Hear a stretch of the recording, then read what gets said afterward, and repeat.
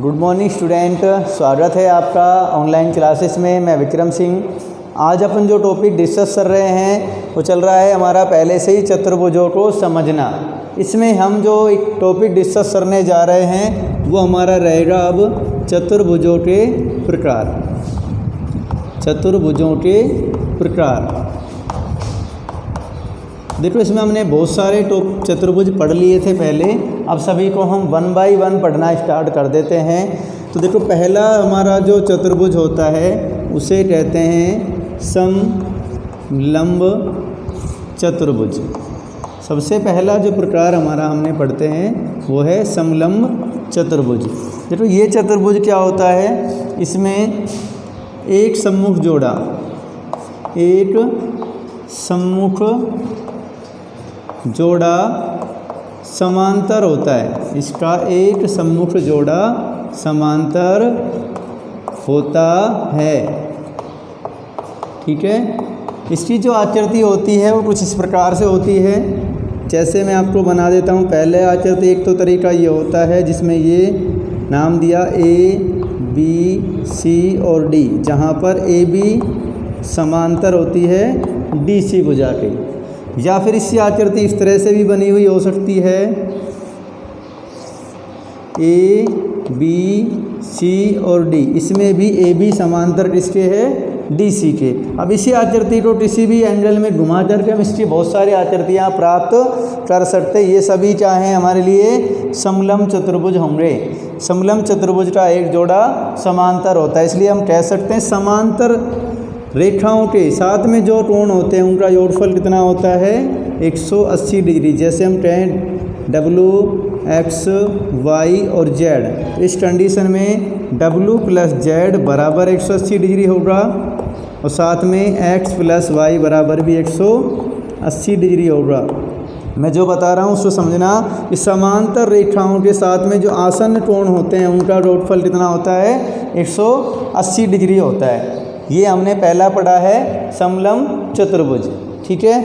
उसके बाद हम जो पढ़ते हैं समलंब चतुर्भुज के बाद में दूसरा पॉइंट है हमारा समांतर चतुर्भुज। समांतर चतुर्भुज।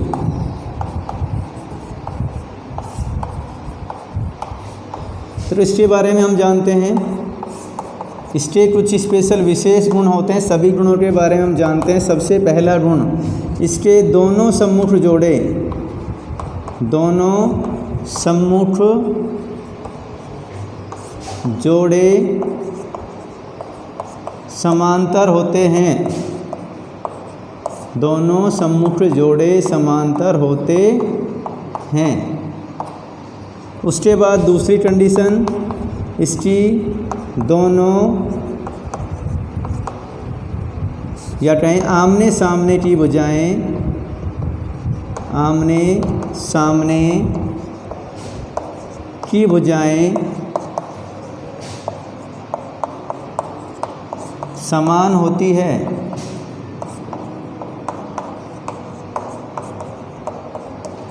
उसके बाद हम तीसरा पढ़ते हैं, आमने सामने के कोण, आमने सामने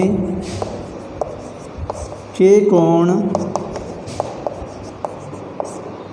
बराबर होते हैं।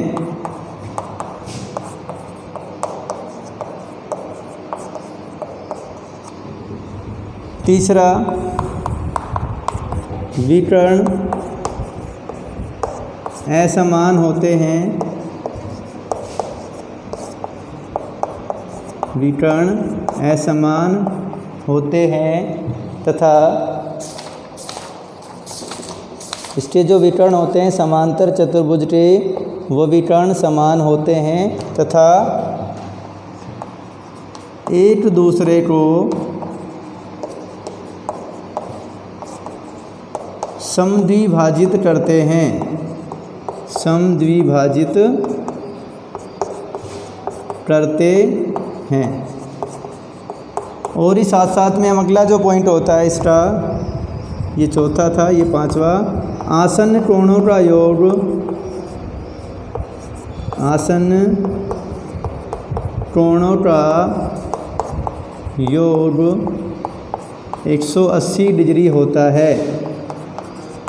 ये सभी किसके गुण हैं? समांतर चतुर्भुज के गुण हैं। अगर इसकी आकृति को हम जाने कैसी होती है तो इस तरह से आकृति इसकी होती है।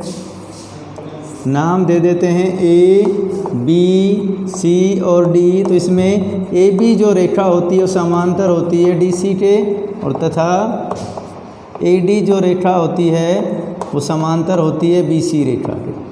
साथ ही साथ हम कह सकते हैं कि ए बी बराबर होती है डी सी के तथा ए डी बराबर होती है बी सी के। आमने सामने की भुजाएं बराबर होती है।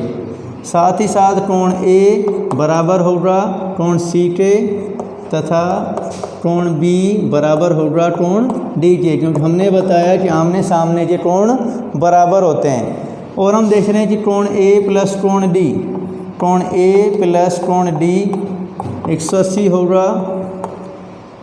कोण डी प्लस कोण सी बराबर 180 होगा। कोण बी प्लस कोण सी बराबर 180 होगा। और कोण ए प्लस कोण बी बराबर भी 180 होगा। कह सकते हैं कि सभी आसन्न कोणों का योगफल कितना होता है? 180 डिग्री होता है। तो ये एक विशेष चतुर्भुज होता है। समांतर चतुर्भुज के बाद इसमें कुछ विशेष चतुर्भुजों के बारे में और हम जानेंगे। उसके बाद अगला जो टॉपिक आता है तीसरा, वो आता है हमारा समचतुर्भुज। देखो समचतुर्भुज के बारे में जानते हैं क्या होता है समचतुर्भुज। तीसरा पॉइंट समचतुर्भुज। देखो इसकी जो सबसे पहली कंडीशन है कि इसकी चारों भुजाएं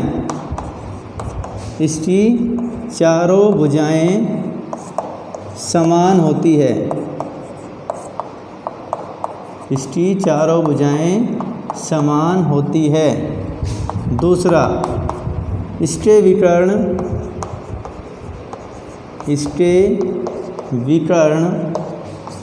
समकोण पर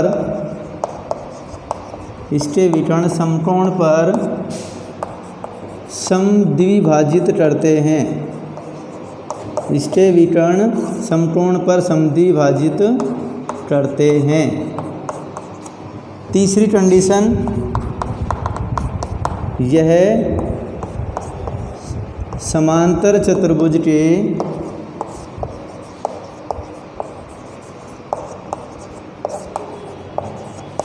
सभी गुण दर्शाता है।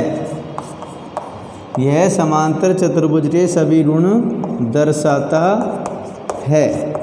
कैसे हम कह सकते हैं? सभी गुण का मतलब इसके भी आमने सामने की भुजाएं समांतर होती है, इसके भी विकर्ण समद्विभाजित करते हैं, इसके भी आमने सामने के कोण बराबर होते हैं। तो हम देख रहे हैं कि समचतुर्भुज इस प्रकार का एक चतुर्भुज है जिसकी चारों भुजाएं बराबर है। नाम दिया ए, बी, सी और डी। तो ये सभी भुजाएं बराबर होंगी, मीन्स ए बी बराबर बी सी बराबर सी डी बराबर होगा ए डी के। और इसके जो ये विकर्ण हैं वो एक दूसरे को क्या करेंगे? समकोण पर समद्विभाजित करेंगे। तो हम कह सकते हैं कि ये वाला जोड़ा इसके बराबर और ये वाला जोड़ा इसके बराबर होता है। तो हम कह सकते हैं ए ओ बराबर होता है सी ओ के तथा बी ओ बराबर होता है डी ओ के। तो ये किसके गुण आ जाते हैं? हमारे समचतुर्भुज के। क्लियर? समचतुर्भुज के बाद हम पढ़ते हैं आयत। आयत को हम पहले छोटी क्लासों से भी पढ़ते हुए आ रहे हैं। आयत क्या होता है? हमारा चौथा जो पॉइंट है वो है आयत। तो देखो आयत के बारे में हम जानते हैं, हमने पढ़ा है कि आयत एक इस प्रकार की एक तरह का क्या है? समांतर चतुर्भुज है। नाम दिया ए, बी, सी, डी। सबसे पहली कंडीशन, आयत एक विशेष समांतर चतुर्भुज है। विशेष समांतर चतुर्भुज है। दूसरा, विशेष क्यों कहा? क्योंकि इसका प्रत्येक कोण समकोण होता है। इसका प्रत्येक कोण क्या होता है? समकोण होता है, यानी कि यहाँ पर सभी कोण कितने होते हैं? 90 डिग्री के होते हैं। तीसरी कंडीशन जो आती है इसमें, इसके विकर्ण जो होते हैं,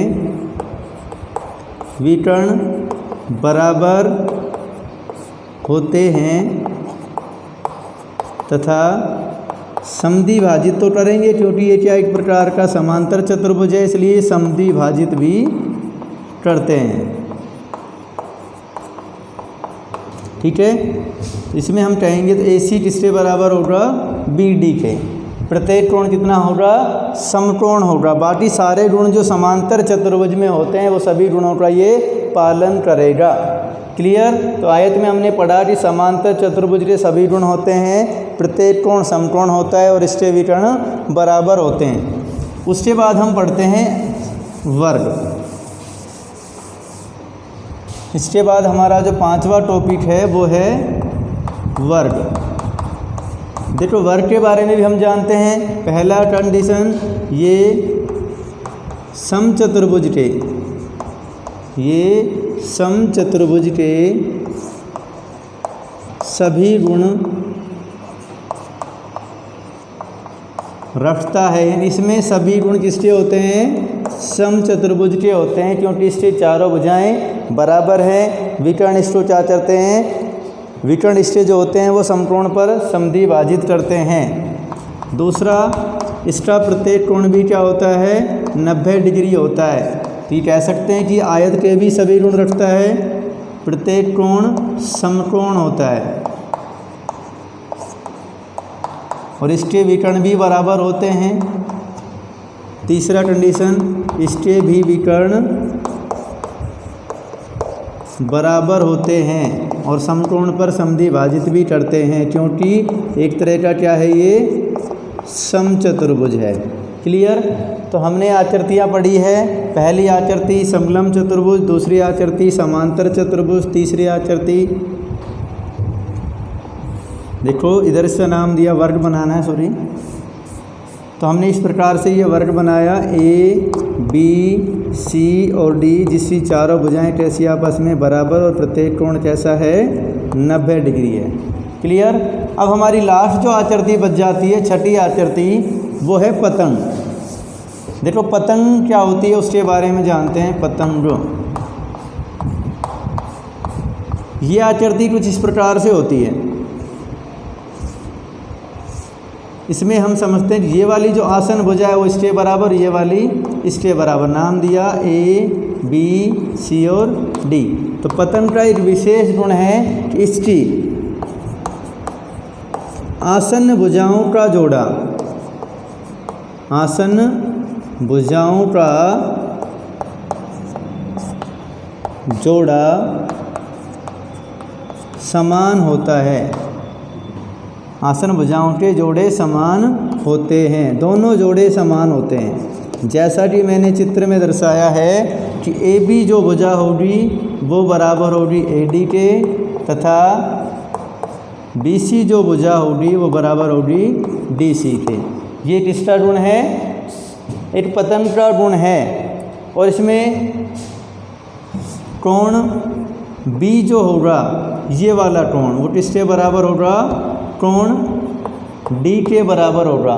कोण B किससे बराबर होगा? कोण D के। और कोण A किससे बराबर होगा? कोण C के। ये वाला कोण इसके बराबर होगा। क्लियर? तो इसमें हमने जो आकृतियाँ पढ़ी है उन सभी आकृतियों को अच्छे से समझ के नोट करना है। बाकी इससे संबंधित जो हमारे प्रश्न आएंगे वो प्रश्नावली में अपन डिस्कस करेंगे। वो तब जब ये सभी नियम और ये आपको चित्त आकृति आपको अच्छे से याद हो जाएंगी।